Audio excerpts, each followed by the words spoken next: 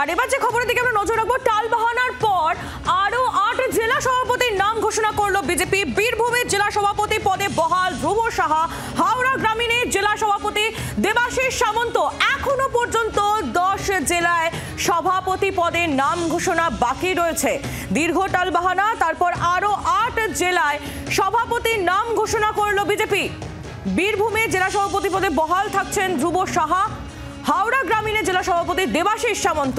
মৌমিতা চক্রবর্তী আমাদের প্রতিনিধি রয়েছেন আমাদের সঙ্গে টেলিফোন লাইনে। মৌমিতা, 8 সভাপতি জেলা সভাপতির নাম ঘোষণা হয়েছে, এখনো 10 জন জেলা সভাপতির নাম ঘোষণা বাকি বিজেপির।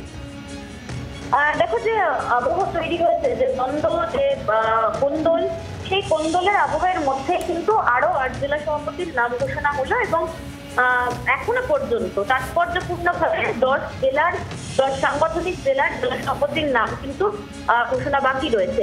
যেখানে অত্যন্ত গুরুত্বপূর্ণ নদিয়া বা দক্ষিণের মতো একটি সাংগঠনিক জেলা, যেখানে বিজেপির রেজাল্ট ভালো, তারা দাবি করেন সাংগঠনিক বুথ মজবুত, এবং দেখা যায় যে নদিয়া দক্ষিণের জেলা সভাপতির নাম নিয়ে টালবাহানা তারপরেও ছিল এবং সুকান্ত মজুমদারের কাছে নদিয়ার 3 বিধায়ক তারা বারবার করেছিলেন। কিন্তু তারপরেও এখনো পর্যন্ত যে তালিকা প্রকাশিত হয়েছে এর আগের দফা বা এই দফাতেও কোথাও কিন্তু নদিয়া দক্ষিণের সাংগঠনিক জেলার সভাপতির নাম নেই।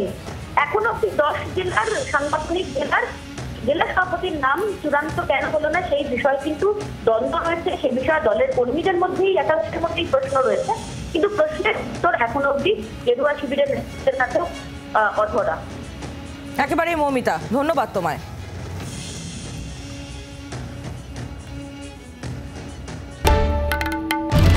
বাংলার আওয়াজ, বাঙালির আবেগ, জি 24 ঘন্টা।